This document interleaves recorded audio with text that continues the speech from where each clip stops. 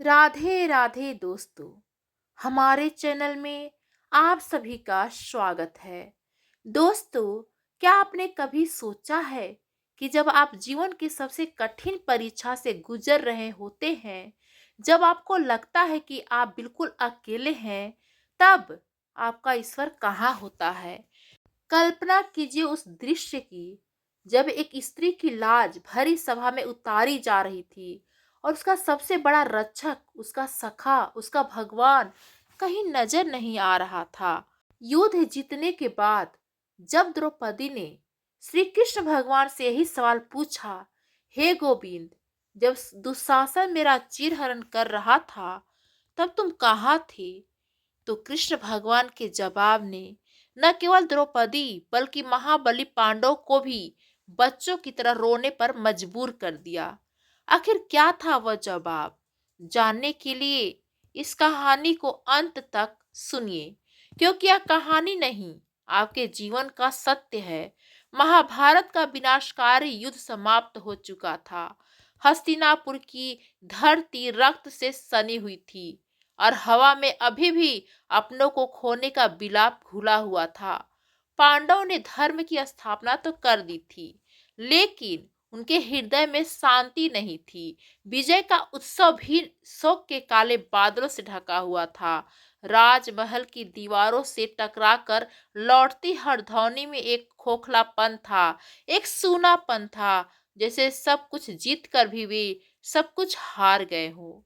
इसी बोझिल वातावरण में एक संध्या, जब ढलता हुआ सूरज आकाश पर सिंदूरी रंग बिखेर रहा था, राजसभा के एक शांत कक्ष में पांचों पांडव, महारानी द्रौपदी और उनके प्रिय सखा द्वारिकाधीश श्री कृष्ण भगवान मौन बैठे थे।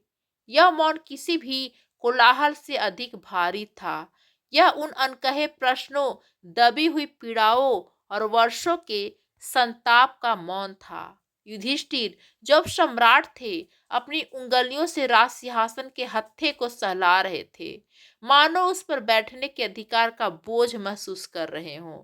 उनकी दृष्टि शून्य में टिकी थी, शायद उन लाखों शवों को देख रही थी जो इस सिंहासन की कीमत बनकर चुकाए गए थे। महाबली भीम का गदा उनके पास ही रखा था, पर आज उनके चेहरे पर क्रोध की जगह एक गहरी थकान और ग्लानि थी। उनकी मुठ्ठियां भींची हुई थी, जैसे वे उस अतीत को पकड़कर मसल देना चाहते हो जिसे वे बदल नहीं सकते थे।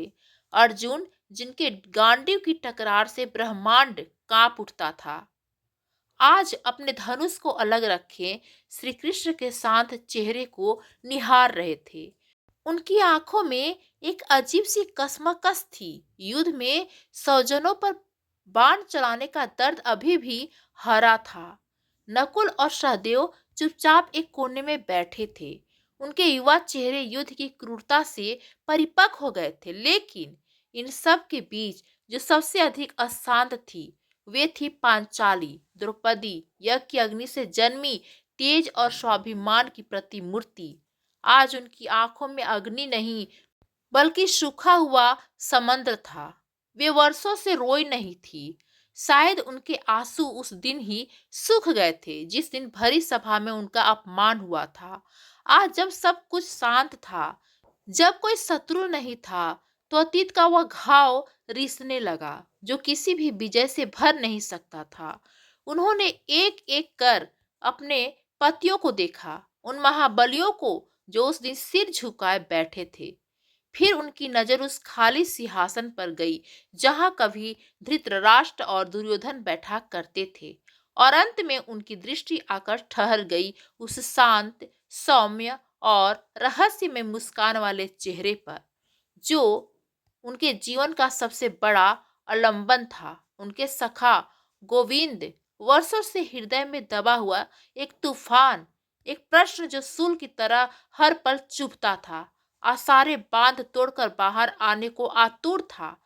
द्रौपदी धीरे से उठी। उनके पैरों में पड़ी पायल की ध्वनि भी आज उस मौन को भंग न कर सकी। वे धीरे धीरे चलकर कृष्ण भगवान के सम्मुख आकर खड़ी हो गई। उनकी आंखों में न क्रोध था, न शिकायत, बस एक गहरी अथाह पीड़ा थी, एक अधिकार था जो एक भक्त का अपने भगवान पर होता है, एक सखी का अपने सखा पर होता है। उनका कंठ अवरुद्ध हो गया, शब्द जैसे गले में ही अटक गए। उन्होंने प्रयास किया और फिर एक कांपती हुई, भीगी हुई आवाज में बोली, हे गोविंद। उनकी आवाज में इतनी धीमी थी कि जैसे कोई रहस्य कह रही हो, पर उस आवाज ने कक्ष में बैठे हर व्यक्ति के हृदय को चीर दिया। हे मेरे सखा, हे द्वारिकाधीश, तुम तो सर्वज्ञ हो, तुम तो अंतर्यामी हो, तुम तो कहते हो कि तुम अपने भक्तों की एक पुकार पर दौड़े चले आते हो। फिर उस दिन जब मैं अकेली थी, उस भरी सभा में, जब वह दुष्ट सुहासन मेरे केस पकड़कर मुझे घसीट रहा था, जब कौरव, भीष्म, द्रोण, कृपाचार्य जैसे धर्म के तथाकथित रक्षक मुख दर्शक बनकर बैठे थे, जब मेरे पति ये महाबली पांडव जुए में हार कर अपनी आंखें झुकाए बैठे थे, जब मेरा सम्मान, मेरी लाज एक वस्त्र की तरह उतारी जा रही थी, जब मैं असहाय होकर चीख रही थी, तब हे केशव, तुम कहाँ थे? तुमने आने में इतनी देर क्यों कर दी? क्या मेरी पुकार की तीव्रता में कोई कमी थी, या तुम्हारे द्वारका तक पहुंचने में उसे देर लग गई? बताओ गोविंद, उस एक क्षण के लिए ही सही। क्या तुमने मुझे भुला दिया था? यह कहते कहते द्रौपदी का धैर्य जवाब दे गया और वे घुटनों के बल जमीन पर बैठ गई। उनके रुके हुए आंसू आज झरझर बह निकले। वे किसी साम्राज्ञी की तरह नहीं, बल्कि एक साधारण असहाय स्त्री की तरह रो रही थी, जिसका सर्वस्व लूट गया हो। द्रौपदी का यह प्रश्न केवल एक प्रश्न नहीं था, यह एक आरोप था, एक पीड़ा थी, एक शिकायत थी, जो हर उस आत्मा की है जो संकट के समय अपने ईश्वर को पुकारती है। यह सवाल सुनकर पांचों पांडव के मस्तक और झुक गए। भीम ने अपनी गदा को कसकर पकड़ लिया, उनकी आंखों से भी अश्रुधारा बह निकली। यह उस दिन की विवशता और लज्जा के आंसू थे। अर्जुन ने अपनी आंखें बंद कर ली, जैसे वे उस दृश्य को फिर से नहीं देखना चाहते थे। युधिष्ठिर का शरीर कांपने लगा। उन्हें अपना वह एक निर्णय, वह एक दाव अपने जीवन की सबसे बड़ी भूल लग रहा था। पूरा कच्छ द्रौपदी के सिसकने की आवाज से गूंज रहा था और कृष्ण, वे सब शांत बैठे देख रहे थे। उनकी आंखों में एक असीम करुणा थी।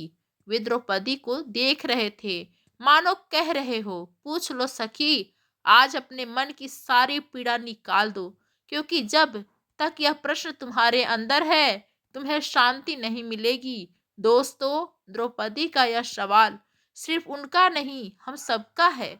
जब हम जीवन में मुश्किलों से घिर जाते हैं, जब हमें कोई रास्ता नहीं सूझता, तो हमारे मन में भी यही सवाल उठता है कि हे भगवान, तुम कहाँ हो?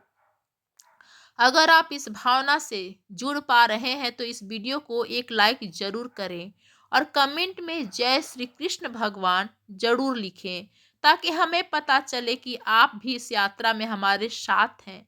और हाँ, चैनल को सब्सक्राइब करना ना भूलें, क्योंकि श्री कृष्ण भगवान का जो उत्तर आने वाला है, वह आपके जीवन की दिशा बदल सकता है। द्रौपदी रोती रही और कृष्ण भगवान प्रतीक्षा करते रहे। वे चाहते थे कि द्रौपदी के मन का सारा मैल, सारी पीड़ा बह जाए। जब द्रौपदी की सिसकियां कुछ कम हुई, तो कृष्ण भगवान अपनी जगह से उठे और द्रौपदी के पास आकर उनके सिर पर हाथ रख दिया। उनके स्पर्श में इतना वात्सल्य, इतनी करुणा थी कि द्रौपदी को लगा जैसे किसी ने तपते मरुस्थल में शीतल जल डाल दिया हो। कृष्ण भगवान ने उन्हें बड़े स्नेह से उठाया और अपने पास बैठाया। उन्होंने द्रौपदी के आंसू पोंछे और एक गहरी, शांत आवाज में बोलना शुरू किया। एक ऐसी आवाज जिसमें ब्रह्मांड का सारा ज्ञान और प्रेम समाया हुआ था। सखी, कृष्ण भगवान के इस एक शब्द में इतना अपनापन था कि द्रौपदी ने रोते हुए उनकी ओर देखा। तुम्हारा प्रश्न उचित है और तुम्हारी पीड़ा भी सच्ची है, लेकिन जो सत्य तुम आज जानना चाहती हो वह थोड़ा कठोर है। क्या उसे सुनने का साहस है तुम में? द्रौपदी ने हामी में सिर हिलाया। उनकी आंखें कह रही थी कि आज वे हर सत्य का सामना करने को तैयार है। कृष्ण भगवान ने पांडव की ओर देखा, जो अब भी सिर झुकाए बैठे थे, और फिर द्रौपदी से कहा, माफ कीजिएगा दोस्तों, बार बार हमारे कंठ भर जा रहे हैं, मेरी आंखों से आंसू आ जा रहे हैं इस कहानी को कहते हुए। इसके लिए मुझे क्षमा कीजिएगा। चलिए आगे शुरू करते हैं। पांचाली, उस दिन मैं कहीं गया नहीं था। मैं एक क्षण के लिए भी तुमसे दूर नहीं हुआ था। मैं तो वही था, हस्तिनापुर की उस राजसभा के द्वार पर ही खड़ा तुम्हारी प्रतीक्षा कर रहा था। यह सुनकर द्रौपदी और पांडव चौंक गए। द्रौपदी ने अविश्वास से पूछा, द्वार पर तुम अंदर क्यों नहीं आए गोविंद? तुम किसकी प्रतीक्षा कर रहे थे? कृष्ण के होठों पर एक हल्की सी रहस्यमय मुस्कान तर गई। उन्होंने कहा, मैं तुम्हारी प्रतीक्षा कर रहा था सखी। द्रौपदी की उलझन और बढ़ गई। मेरी प्रतीक्षा? मैं तो तुम्हें ही पुकार रही थी। कृष्ण ने कहा, नहीं द्रौपदी, तुम मुझे नहीं पुकार रही थी। याद करो उस दिन जब दुशासन ने तुम्हारे केस पकड़े, तो तुमने सबसे पहले सहायता के लिए किसकी ओर देखा? तुमने अपने बलशाली पतियों की ओर देखा।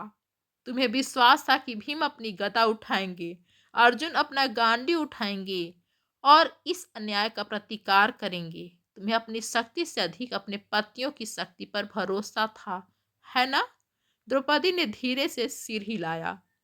यह सच था, कृष्ण भगवान ने आगे कहा। जब तुम्हारे पति धर्म के बंधन में बंधे सिर झुकाए बैठे रहें, तब तुम्हारी आशा टूटी। फिर तुमने किसकी ओर देखा? तुमने सभा में बैठे गुरु द्रोण, पितामह भीष्म और कुल गुरु कृपाचार्य की ओर देखा। तुम्हें लगा कि धर्म के स्तंभ हैं, एक स्त्री का अपमान नहीं होने देंगे। तुम्हें अपने पतियों से अधिक इन गुरुओं की धर्म पर भरोसा था, है न द्रौपदी? द्रौपदी की आंखें फिर से भर आई। यह भी सच था। कृष्ण भगवान की आवाज और गहरी होती गई। लेकिन जब धर्म के उन ठेकेदारों ने भी अपनी आंखें फेर ली, तब तुमने क्या किया सखी? तब तुमने अपनी पूरी शक्ति से अपनी साड़ी के छोर को अपने दांतों और हाथों से पकड़ ली। तुम अपनी लाज बचाने के लिए अपनी अंतिम शक्ति तक संघर्ष करती रही। तुम्हें गुरुजनों से भी अधिक अपनी स्वयं की शक्ति पर भरोसा था, है न द्रौपदी? द्रौपदी अब निशब्द थी। कृष्ण जो कह रहे थे वह असत्य नहीं था, पूरी तरह से सत्य था। कृष्ण भगवान ने गहरी सांस ली और जो रहस्य उन्होंने उजागर करना शुरू किया, उससे न केवल पांडवों को बल्कि आने वाली हजारों पीढ़ियों की भक्ति और विश्वास की परिभाषा को हमेशा के लिए बदल दिया। कृष्ण भगवान ने कहा, सखी, मैं कहीं नहीं गया था, मैं तो वहीं था, तुम्हारे अत्यंत निकट। लेकिन मेरे और तुम्हारे बीच एक पर्दा था, एक ऐसा पर्दा जिसे तुमने स्वयं डाल रखा था। जब तक तुम अपने पतियों पर, गुरुजनों पर और अपनी स्वयं की शक्ति पर भरोसा कर रही थी, तब तक तुम मुझे कैसे पुकार सकती थी? तुम्हारी पुकार में आर्द्रता थी, पीड़ा थी, पर पूर्ण समर्पण नहीं था। तुम पुकार तो रही थी, पर तुम्हारा भरोसा कहीं और था। और मैं तो बस इस बात की प्रतीक्षा कर रहा था कि मेरी सखी कब इन सब पर से अपना भरोसा उठाकर केवल और केवल मुझ पर भरोसा करेगी। कृष्ण भगवान के शब्द किसी बाण की तरह द्रौपदी और पांडव के हृदय में उतर गए। उन्हें अपनी भूल का, अपने अज्ञान का एहसास होने लगा था। लेकिन कहानी अभी खत्म नहीं हुई थी। कृष्ण भगवान अब उस क्षण का रहस्य खोलने वाले थे जब ये प्रकट हुए। वह क्षण जब एक भक्त और भगवान के बीच के सारे पर्दे हट गए। कृष्ण भगवान ने द्रौपदी की आंखों में झांकते हुए कहा, और फिर एक क्षण आया सखी, जब तुम्हारी अपनी शक्ति भी जवाब दे गई, जब दुशासन ने तुम्हें झकझोरा और तुम्हारे हाथ और दांतों से साड़ी का पल्लू छूट गया, जब तुम्हें लगा कि अब कुछ नहीं बचा, अब कोई नहीं है, उस क्षण, उस पूर्ण असहायता के क्षण में तुमने क्या किया? याद करो। कृष्ण भगवान ने द्रौपदी की आंखों में झांकते हुए कहा, और फिर एक क्षण आया सखी, जब तुम्हारी अपनी शक्ति भी जवाब दे गई, जब दुशासन ने तुम्हें झकझोरा और तुम्हारे हाथ और तुम्हारे दांतों से साड़ी का पल्लू छूट गया। जब तुम्हें लगा कि अब कुछ नहीं बचा, अब कोई नहीं है, उस क्षण, उस पूर्ण असहायता के क्षण में तुमने क्या किया, याद करो। कृष्ण भगवान की शब्दों ने जैसे समय को पीछे धकेल दिया और द्रौपदी की आंखों के सामने वह भयावह दृश्य फिर से जीवित हो उठा। वह राजसभा, वह ठास करते कौरव, वे सिर झुकाए गुरुजन और वे विवश पति। उसे याद आया, हाँ, उसे सब याद आया। उसे याद आया कि कैसे उसकी भुजाएं थक गई थी, कैसे उसके दांतों की पकड़ ढीली पड़ गई थी और कैसे एक पल के लिए उसे लगा था कि अब सब समाप्त हो गया। उस एक पल में जब संसार का हर सहारा, हर विश्वास, हर आशा टूटकर बिखर गई थी, जब उसे यह बोध हुआ कि न पति, न धर्म, न अपनी शक्ति, कोई उसकी रक्षा नहीं कर सकता, उस शून्य के क्षण में, उस परम निराशा के अंधकार में उसने अपनी आंखें बंद कर ली थी और संसार से अपना ध्यान हटा लिया था। और तब पहली बार उसने अपने दोनों हाथ छोड़ दिए थे, वे हाथ जो अब तक अपनी लाज बचाने के प्रयासों में लगे थे। उन्हें उसने आकाश की ओर उठा दिया था। यह एक हार की मुद्रा थी, एक पूर्ण समर्पण की मुद्रा थी और उसके हृदय की गहराइयों से, उसकी आत्मा की अंतिम शक्ति से एक ही पुकार निकली थी, जिसमें कोई शर्त नहीं थी, कोई अपेक्षा नहीं थी, कोई शिकायत नहीं थी, बस एक शुद्ध निर्बल पुकार थी। हे गोविंद, हे द्वारिकाधीश, हे मेरे सखा, अब मैं हारी, अब यह लाज तुम्हारी है, इसे तुम रखो या जाने दो, मैं तुम्हारी हूं। द्रौपदी को यही स्मरण करते ही उसका शरीर कांपने लगा। उसकी आंखों से आंसू की एक नई धारा बह निकली, लेकिन इस बार ये आंसू पीड़ा के नहीं, बल्कि एक गहरे रहस्य को समझने के थे। उसने कांपते हुए होठों से कहा, हाँ गोविंद, मुझे याद है, मैंने अपने दोनों हाथ छोड़ दिए थे। कृष्ण भगवान के चेहरे पर एक दिव्य मुस्कान फैल गई। उन्होंने कहा, बस सखी, बस वही क्षण था, वही एक क्षण, मेरे और तुम्हारे बीच की सारी दूरी को मिटाने के लिए बस तुम्हारे दोनों हाथों के उठने भर की ही तो दूरी थी। जिस क्षण तुमने संसार के सारे सहारे छोड़कर, अपने अहंकार और अपने बल को त्याग कर, दोनों हाथ उठाकर पूर्ण रूप से स्वयं को मुझे सौंप दिया, उसी क्षण मैं तुम्हारे वस्त्रों में समा गया। सखी, मैं तो कब से द्वार पर खड़ा था, पर तुम अंदर से द्वार खोल ही नहीं रही थी। तुम तो अपनी शक्ति के, अपने संबंधों के, अपने ज्ञान के दरवाजों को खटखटा रही थी। जिस पल तुमने वे सारे दरवाजे बंद करके केवल भक्ति और समर्पण का दरवाजा खोला, मैं उसी क्षण तुम्हारे भीतर और बाहर प्रकट हो गया। यह सुनकर द्रौपदी क्षण रह गई। तो क्या यह सत्य था? क्या भगवान और भक्त के बीच केवल अहंकार का ही पर्दा होता है? कृष्ण भगवान ने उसकी मन की स्थिति को भांप लिया और आगे समझाना शुरू किया। इसे ऐसे समझो पांचाली, जब कोई बच्चा चलना सीखता है और गिर जाता है, तो वह पहले स्वयं उठने का प्रयास करता है। वह पास पड़ी किसी वस्तु को पकड़ने की कोशिश करता है, वह अपनी पूरी शक्ति लगाता है, और जब वह हर प्रयास में विफल हो जाता है, जब उसे चोट लगती है और वह समझ जाता है कि वह स्वयं नहीं उठ सकता, तब अपने माता पिता की ओर देखकर दोनों हाथ फैलाकर रोते हुए उन्हें पुकारता है। और माता पिता जो कब से उसे देख रहे थे, जो चाहते हैं कि बच्चा पहले स्वयं प्रयास करे, वे उसकी उस सच्ची पुकार को सुनते ही दौड़कर उसे उठा लेते हैं, उसे छाती से लगा लेते हैं, उसके आंसू पोंछते हैं। मैं भी तो वही पिता हूँ सखी। मैं अपने हर बच्चे को पहले प्रयास करने का अवसर देता हूँ। मैं उसके कर्म के क्षेत्र में हस्तक्षेप नहीं करता। मैं चाहता हूँ कि वह अपनी शक्तियों को पहचाने, अपने संबंधों का मूल्य समझे। लेकिन जब वह संसार के इस खेल में उलझ कर स्वयं को कर्ता मानकर अहंकार में डूब जाता है, तब मैं प्रतीक्षा करता हूँ। मैं उसके थकने की, उसके हारने की और अंत में उसके पुकारने की प्रतीक्षा करता हूँ। दोस्तों, कृष्ण भगवान की यह बात कितनी गहरी है। हम सब भी तो जीवन में यही करते हैं। जब तक हमारे पास पैसा, पद और शक्ति होती है, हम सोचते हैं कि हम सब कुछ कर लेंगे। हम भगवान को याद तो करते हैं, पर एक औपचारिकता की तरह। हमारा असली भरोसा तो अपनी ही ताकत पर होता है। और जब जीवन हम पर ऐसा प्रहार करता है कि हमारी सारी शक्ति, सारा पैसा, सारे संपर्क धरे के धरे रह जाते हैं, तब हमें भगवान की याद आती है। अगर आप भी इस बात से सहमत हैं, तो कमेंट्स जरूर करें और इस वीडियो को अपने परिवार और दोस्तों के साथ शेयर करें, ताकि वे भी इस गहरे रहस्य को समझ सके। और हाँ, अगर आपने अभी तक चैनल को सब्सक्राइब नहीं किया है, तो तुरंत कर लीजिए, क्योंकि जो कृष्ण भगवान आगे बताने वाले हैं, वह पांडवों के पैरों तले जमीन खिसका देगा। कृष्ण भगवान अब पांडवों की ओर मुड़े, जो पत्थर की मूर्तियों की तरह स्तब्ध बैठे थे, और उनकी आंखें पश्चाताप की अग्नि में जल रही थी।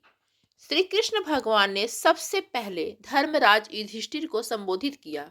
उनकी आवाज में एक शिक्षा की दृढ़ता थी।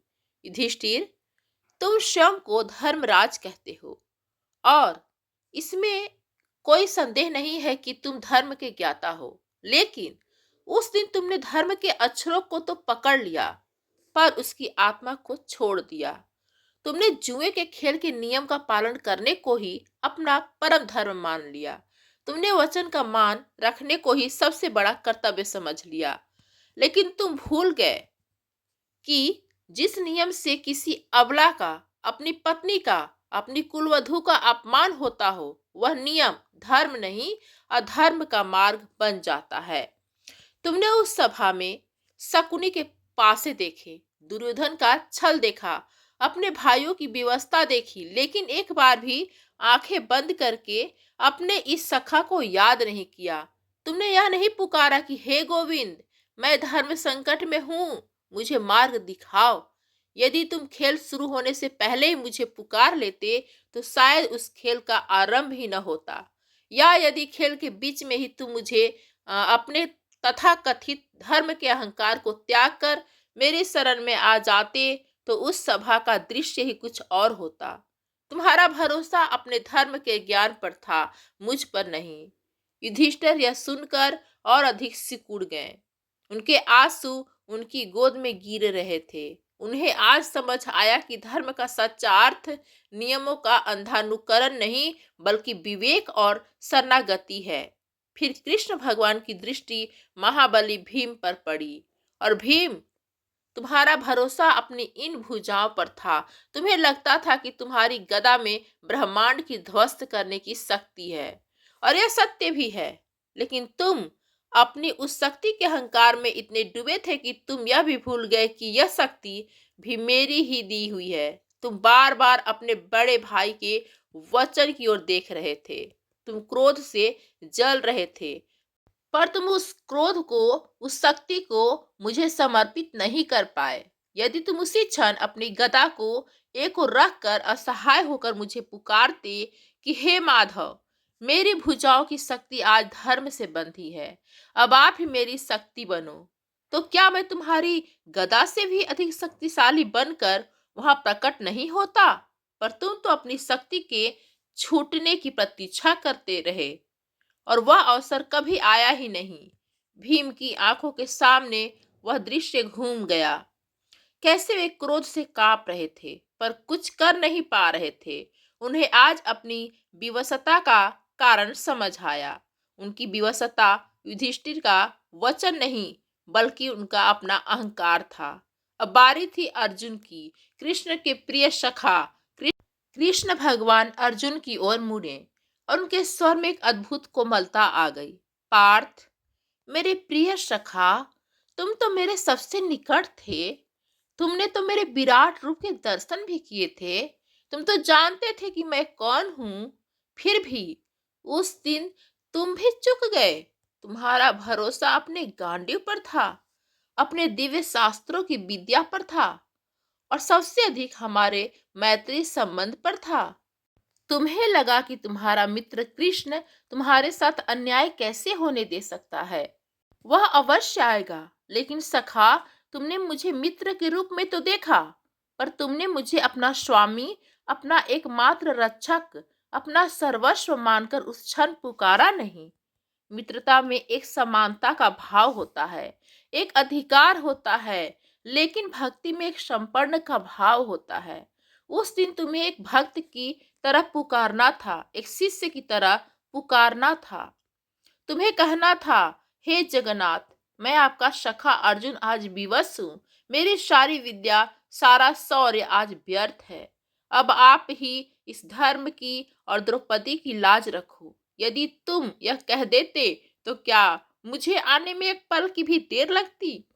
पर तुम भी युधिष्ठिर के वचन और सभा के मर्यादा में बंधे रहे। तुम्हारा भरोसा भी मुझ पर नहीं था। अर्जुन, जो अब तक सिर झुकाए सब सुन रहे थे, अब और सहन न कर सके। बच्चों की तरह फूट फूट कर रोने लगे और कृष्ण भगवान के चरणों में गिर पड़े। क्षमा करो माधव, क्षमा करो, हमसे भूल हुई। हम सब अपने अपने अहंकार में डूबे थे। हम बल, धर्म और संबंध के अहंकार में थे और हमारी पांचाली को इतना कष्ट सहना पड़ा। हम अपराधी हैं गोविंद, हम अपराधी हैं। भीम, नकुल और सहदेव भी आकर कृष्ण के चरणों में रोने लगे।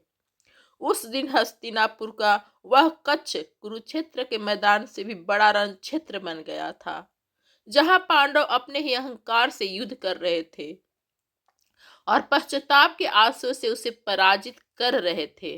द्रौपदी, जो अब तक यह सब देख और सुन रही थी, धीरे धीरे कृष्ण भगवान के पास आई। उनके आंसू अब सूख चुके थे और उनके चेहरे पर एक अद्भुत शांति और समझ का भाव था।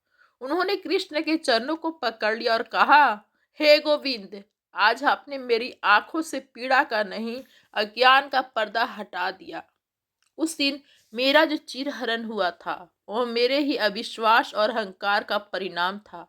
आपने कोई देर नहीं की थी, देर तो मैंने ही आपको पुकारने में कर दी थी। आज मैं समझी कि सच्ची भक्ति क्या है, सच्ची शरणागति क्या है। कृष्ण भगवान ने द्रौपदी को उठाया और उनके सिर पर हाथ फेरते हुए कहा, देवी, तुम धन्य हो। तुम्हारी इस पीड़ा ने आज संसार को भक्ति का सबसे बड़ा सूत्र दिया है। तुम्हारी इस कथा के माध्यम से युगों युगों तक लोग शरणागति का मर्म समझेंगे।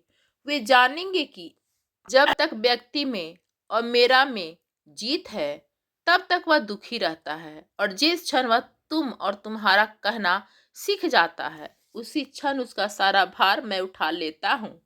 तुम्हारा वह वस्त्र हरण एक लीला थी सखी। यह संसार को यह सिखाने के लिए थी कि जब भक्त का विश्वास अनंत हो जाता है तो मेरा अनुग्रह भी अनंत हो जाता है। वह साड़ी का वस्त्र बढ़ नहीं रहा था, वह तो मेरे अनुग्रह का, मेरी कृपा का विस्तार था, जो तुम्हारे अनंत विश्वास के परिवर्तन में प्रकट हुआ था। यह सुनकर सभी के रोंगटे खड़े हो गए। उन्हें आज उस चमत्कार का वास्तविक अर्थ समझ आया। वह कोई जादू नहीं था, वह तो भक्ति और कृपा का एक जीवंत संवाद था। पांडव को अब अपनी विजय सार्थक लगने लगी थी, क्योंकि आज उन्हें युद्ध जीतने से भी बड़ा ज्ञान प्राप्त हुआ था। उन्हें अपने जीवन की सबसे बड़ी हार का कारण और उस हार में छिपी हुई जीत का रहस्य पता चल गया था। वातावरण में अब शांति थी, एक ऐसी शांति जो ज्ञान के प्रकाश से उत्पन्न होती है। लेकिन कृष्ण भगवान अभी भी चुप नहीं हुए। उनके चेहरे पर वही रहस्यमय मुस्कान लौट आई थी। उन्होंने द्रौपदी की ओर देखकर कहा, सखी, यह तो तुमने जान लिया कि मैंने देर क्यों की, या यूं कहें कि तुमने पुकारने में देर क्यों की। पर क्या तुमने कभी यह सोचा है कि तुम्हारे ही भाग्य में यह असहनीय पीड़ा क्यों लिखी थी? तुम्हारे जैसी पतिव्रता, धर्मपरायण और तेजस्वी स्त्री को ही इस अग्नि परीक्षा से क्यों गुजरना पड़ा? इसके पीछे का कारण तुम्हारे इस जन्म का नहीं, बल्कि तुम्हारे पूर्व जन्मों के कर्मों और एक वरदान में छिपा है। क्या तुम उस रहस्य को भी जानना चाहोगी? कृष्ण भगवान के इस नए प्रश्न के ने एक बार फिर सबको स्तब्ध कर दिया। एक और रहस्य, एक और गहरा कारण। द्रौपदी और पांडव एक दूसरे का मुंह देखने लगे। उनकी जिज्ञासा चरम पर थी। आखिर द्रौपदी के इस अपमान के पीछे कौन सा पूर्व जन्म का रहस्य छिपा था? ऐसा क्या था कि द्रौपदी ने अपने पिछले जन्म में की उन्हें इस युग की सबसे बड़ी पीड़ा सहनी पड़ी? और कृष्ण भगवान के अनुसार इसमें एक वरदान भी छिपा था। यह कैसा संभव? यह जानने के लिए आपको वीडियो पूरी देखनी होगी, तो हमारे साथ बने रहिए। और अगर आज की इस कथा ने आपके हृदय को छुआ है तो इस चैनल को सब्सक्राइब करना न भूलें, बेल आइकन को दबा दें ताकि जब हम कोई नया वीडियो लेकर आए तो आप उसे सबसे पहले देख सकें। कृष्ण भगवान के इस नए प्रश्न ने एक बार फिर उस शांत कक्ष में एक गहन जिज्ञासा का तूफान ला दिया। एक और रहस्य, एक और गहरा कारण। द्रौपदी और पांडव जो अब तक अपने ही पश्चाताप और ज्ञान के सागर में गोते लगा रहे थे, अब एक नई उलझन में पड़ गए। द्रौपदी के नेत्रों में अब पीड़ा नहीं बल्कि एक गहरा प्रश्न था। उन्होंने कृष्ण भगवान की ओर देखा, मानो कह रही हो, हे गोविंद, अब और रहस्य न रखो, मुझे बताओ, मेरे किस कर्म का फल था वह असहनीय अपमान, और वह कौन सा वरदान था जो मेरे लिए अभिशाप बन गया। कृष्ण भगवान के अधरों पर वही शांत और ज्ञानपूर्ण मुस्कान थी। उन्होंने कहा, सखी, यह कथा तुम्हारे इस जन्म की नहीं बल्कि तुम्हारे पूर्व जन्म की है, और इसे सुनकर तुम यह समझ जाओगे कि इस ब्रह्मांड में कुछ भी अकारण नहीं होता। हर घटना के पीछे कर्मों का एक जटिल जाल होता है जिसे केवल ज्ञान और भक्ति से ही समझा और काटा जा सकता है। कृष्ण भगवान ने अपनी दिव्य दृष्टि से जैसे अतीत के पर्दों को हटाना शुरू किया और एक ऐसी कहानी सुनानी शुरू की जिसे सुनकर समय भी ठहर गया। सखी, अपने पूर्व जन्म में तुम एक महान तपस्वी ऋषि की कन्या थी। तुम्हारा नाम था नालायनी। तुम अत्यंत रूपवती, गुणवती और पतिव्रता, धर्म में निष्ठ थी। तुम्हारा विवाह एक अत्यंत वृद्ध और कुपित स्वभाव के ऋषि जिनका नाम मौदल्य था से हुआ था। तुम्हारे पति कुष्ठ रोग से पीड़ित थे। उनका शरीर गल रहा था और उनका स्वभाव भी अत्यंत चिड़चिड़ा था। वे बात बात पर तुम पर क्रोध करते, तुम्हारा अपमान करते, लेकिन तुम एक आदर्श पत्नी की तरह बिना किसी शिकायत के पूरी श्रद्धा और प्रेम से उनकी सेवा करती थी। तुम अपने हाथों से उनके घावों को साफ करती, उन्हें भोजन कराती और उनकी हर कटु बात को अमृत समझकर पी जाती थी। तुम्हारी पति भक्ति और सेवा की चर्चा तीनों लोकों में थी। देवता भी तुम्हारे सहनशीलता और तुम्हारे सतीत्व को देखकर चकित थे। कृष्ण भगवान जब यह कह रहे थे तो द्रौपदी की आंखों के सामने जैसे एक धुंधला सा चित्र उभर रहा था। उसे एक अनजानी सी स्मृति का आभास हो रहा था। कृष्ण भगवान ने आगे कहा, एक दिन जब तुम अपने पति को भोजन करा रही थी तो दुर्भाग्य से उनकी एक उंगली कर भोजन के पात्र में ही गिर पड़ी। यह दृश्य देखकर किसी भी साधारण स्त्री को घृणा हो आती, पर तुमने बिना किसी हिचकिचाहट के उस उंगली को पात्र से निकालकर एक ओर रख दिया और ऐसे भोजन करने लगी मानो कुछ हुआ ही न हो। तुम्हारी इस निस्वार्थ सेवा और असीम प्रेम को देखकर ऋषि मौदल्य का हृदय, जो वर्षों से कठोर हो चुका था, पिघल गया। उनके क्रोधित नेत्रों में पहली बार तुम्हारे लिए प्रेम और करुणा के आंसू आ गए। उन्होंने कहा, हे देवी, मैं तुम्हारे इस त्याग और सेवा से प्रसन्न हूँ। मैं तुम्हारे शरीर से नहीं, तुम्हारी आत्मा से प्रेम करता हूँ। मांगो, आज तुम मुझसे जो भी वरदान मांगना चाहो मैं तुम्हें दूंगा। कृष्ण भगवान एक पल के लिए रुके। उन्होंने द्रौपदी की आंखों में झांका और कहा, सखी, यहीं पर नियति ने अपना खेल खेला। तुम्हारे पति ने तुम्हें वरदान मांगने को तो कहा, पर स्वयं काम वासना से मुक्त हो चुके थे और तुम एक युवा स्त्री थी जिसके मन में सांसारिक सुखों की इच्छाएं दबी हुई थी। तुमने अपने पति से कहा, स्वामी, आप मुझे अपनी सभी पत्नियों के रूप में स्वीकार करके मेरे साथ रमन करें। तुम्हारे पति ने तुम्हें वरदान दिया और अपनी योग शक्ति से अनेक रूप धारण करके तुम्हारे साथ विहार करने लगे। लेकिन वर्षों तक इस प्रकार रहने के बाद एक दिन ऋषि का मन इन सांसारिक भोगों से ऊब गया और वे पुनः तपस्या में लीन होना चाहते थे। पर तुम नालायनी, तुम अभी भी अतृप्त थी। जब ऋषि ने जाने की बात कही तो तुमने हठ पकड़ लिया। तुमने रोते हुए कहा, नहीं स्वामी, आप मुझे छोड़कर नहीं जा सकते। मैं अभी भी अतृप्त हूँ। तुम्हारे इस हठ को देखकर तुम्हारे पति को क्रोध आ गया और उन्होंने तुम्हें श्राप दे दिया। तुम सांसारिक सुखों के लिए इतनी लालायित हो जाओ, अगले जन्म में तुम्हें एक नहीं बल्कि 5 पतियों की पत्नी बनना पड़ेगा। यह सुनकर द्रौपदी कांप उठी। तो यह था कारण, यह था उनके 5 पतियों का रहस्य। लेकिन कृष्ण भगवान ने कहा, रुको सखी, कहानी अभी पूरी नहीं हुई है। यह तो श्राप था, अब वरदान की कथा सुनो। कृष्ण भगवान ने आगे बताया, अपने पति के श्राप से दुखी होकर तुम भगवान शिव की तपस्या करने लगी। तुमने घोर तप किया और जब भगवान शंकर प्रसन्न होकर प्रकट हुए तो तुमने अपनी अतृप्त इच्छाओं के आवेग में घबराहट में एक बार नहीं बल्कि 5 बार कहा, मुझे सर्वगुण संपन्न पति चाहिए, मुझे सर्वगुण संपन्न पति चाहिए, मुझे सर्वगुण संपन्न पति चाहिए, मुझे सर्वगुण संपन्न पति चाहिए, मुझे सर्वगुण संपन्न पति चाहिए। तुम्हारी तपस्या और तुम्हारी इच्छा का सम्मान करते हुए भगवान शिव ने कहा, तथास्तु। देवी, एक ही पुरुष में सारे गुण होना संभव नहीं है, इससे तुम्हारी इच्छा के अनुसार तुम्हें अगले जन्म में 5 पति प्राप्त होंगे, जिनमें अलग अलग श्रेष्ठ गुण विद्यमान होंगे। कृष्ण भगवान ने अब पांडवों की ओर देखते हुए कहा, और वे 5 गुण तुम ही हो पांडवों। युधिष्ठिर के रूप में धर्म, भीम के रूप में बल, अर्जुन के रूप में शौर्य और कुशलता, और नकुल सहदेव के रूप में रूप और ज्ञान। यह नालायनी का ही वरदान था जो द्रौपदी के रूप में फलीभूत हुआ। यह सुनकर पांडवों को भी अपने इस अद्वितीय विवाह का रहस्य समझ आ गया। यह कोई संयोग नहीं बल्कि एक पूर्व निश्चित नियति थी। दोस्तों, यह कथा हमें सिखाती है कि हमारे शब्द और हमारी इच्छा में कितनी शक्ति होती है। कभी कभी हम जो मांगते हैं वह हमें मिल तो जाता है, पर किस रूप में मिलेगा यह हम नहीं जानते।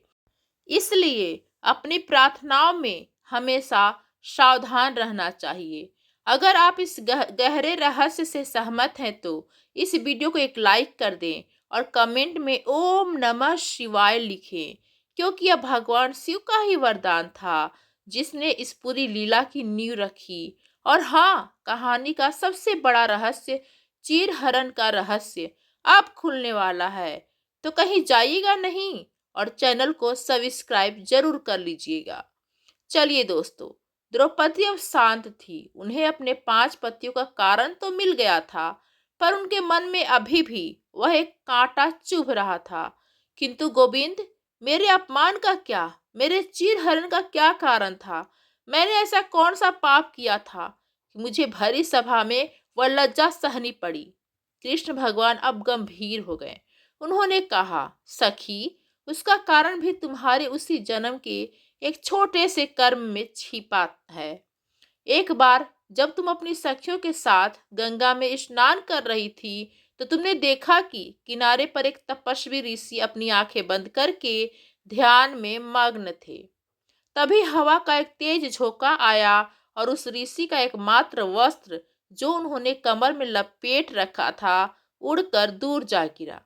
वह ऋषि निवस्त्र हो गए, पर वे अपने ध्यान में इतने लीन थे कि उन्हें इसका आभास भी नहीं हुआ। उन्हें इस अवस्था में देखकर तुम और तुम्हारी सखियां अपनी हंसी को रोक नहीं पाई। तुमने यह नहीं सोचा कि उनकी क्या व्यवस्था है। बस एक क्षण के लिए तुमने उनका अपमान किया। तुम्हारी उस हंसी से ऋषि का ध्यान भंग हो गया और जब उन्होंने स्वयं को निर्वस्त्र और तुम्हें हंसते हुए पाया तो वे अत्यंत लज्जित और क्रोधित हुए। उन्होंने तुम्हें कोई श्राप तो नहीं दिया क्योंकि तुम एक स्त्री थी, पर उनके हृदय से एक आह निकली, एक पीड़ा निकली और कर्म का सिद्धांत अटल है। सखी, उस ऋषि की पीड़ा और लज्जा ने तुम्हारे कर्म के खाते में एक ऋण लिख दिया। जिस प्रकार आज तुमने एक निर्वस्त्र व्यक्ति को देखकर उसका उपहास किया, उसी प्रकार एक दिन तुम्हें भी भरी सभा में वस्त्रहीन होने का पीड़ा और लज्जा का सामना करना पड़ेगा। यह सुनकर द्रौपदी की आंखों से झरझर आंसू बहने लगे। पर ये आंसू अब पश्चाताप के थे। उन्हें अपनी एक छोटी सी भूल का कितना बड़ा मूल्य चुकाना पड़ा था। कृष्ण भगवान उनके सिर पर हाथ फेरते हुए कहा, सखी, अब समझी तुम कर्म का विधान कितना सूक्ष्म और अटल है। उस दिन सभा में जो हुआ वह तुम्हारे उस कर्म का फल था। वह घटना होनी ही थी, उसे कोई टाल नहीं सकता था। लेकिन, और यह सबसे महत्वपूर्ण बात है सखी, उस घटना का परिणाम क्या होगा यह तुम्हारे इस जन्म की भक्ति और मेरे प्रति तुम्हारे समर्पण ने तय किया। तुम्हारा कर्म तुम्हें उस सभा तक खींच कर ले आया, पर तुम्हारी भक्ति मुझे उस सभा में खींच कर ले आई। कर्म ने तुम्हें निवस्त्र करने का प्रयास किया, पर तुम्हारी शरणागति ने मेरे अनुग्रह को शांत वस्त्रों में बदल दिया। तुम्हारा अपमान होना कर्म का फल था, पर तुम्हारी लाज का बचाना तुम्हारी भक्ति का फल था। यह था अंतिम रहस्य। यह था कर्म और कृपा का अद्भुत संतुलन। द्रौपदी आज पूरी तरह से मुक्त हो गई। उनके मन का हर प्रश्न, हर पीड़ा, हर शिकायत आज शांत हो गई। उन्होंने कृष्ण भगवान के चरणों में अपना सिर रख दिया और कहा, हे गोविंद, आज आपने मुझे जीवन का सबसे बड़ा ज्ञान दिया है। मैं धन्य हूँ, मैं कृतार्थ हुई। पांडव भी अब पूरी तरह से शांत थे। उन्हें समझ आ गया था कि उनके जीवन की हर घटना, हर सुख दुख एक बड़ी दिव्य योजना का हिस्सा था। वे केवल पात्र थे जो अपनी अपनी भूमिका निभा रहे थे। कृष्ण भगवान ने सबको उठाते हुए कहा, इसलिए जीवन में जब भी कोई कष्ट आए तो यह मत पूछो कि मेरे साथ ही क्यों, बल्कि यह समझो कि यह किसी पूर्व कर्म का फल है जो कट रहा है। और उस कष्ट के क्षण में भी मुझ पर से अपना विश्वास मत डिगाना, क्योंकि कर्म तुम्हें परिस्थिति दे सकता है, पर उस परिस्थिति से तुम्हें बाहर निकालने की शक्ति केवल तुम्हारी भक्ति और मेरी कृपा में है। बस अपने दोनों हाथ उठाकर अहंकार को त्याग कर मुझे पुकार लेना। मैं आने में एक क्षण की भी देर नहीं करूंगा। उस दिन हस्तिनापुर के उस कच्छ में महाभारत के युद्ध से भी बड़ी विजय प्राप्त हुई। यह अहंकार पर भक्ति की, कर्म पर कृपा की और प्रश्न पर पूर्ण समर्पण की विजय थी। और इस विजय के नायक थे भगवान श्री कृष्ण, जिन्होंने अपनी सखी के आंसू को माध्यम बनाकर पूरे संसार को भक्ति का सबसे अनमोल और शाश्वत संदेश दे दिया। यह कहानी महाभारत के प्रसंगों और विभिन्न लोक कथाओं के आध्यात्मिक व्याख्यानों पर आधारित है, और इसका उद्देश्य शरणागति और कर्म के सिद्धांत के मर्म को समझना है। हमें उम्मीद है कि यह कहानी आप सभी को पसंद आई होगी।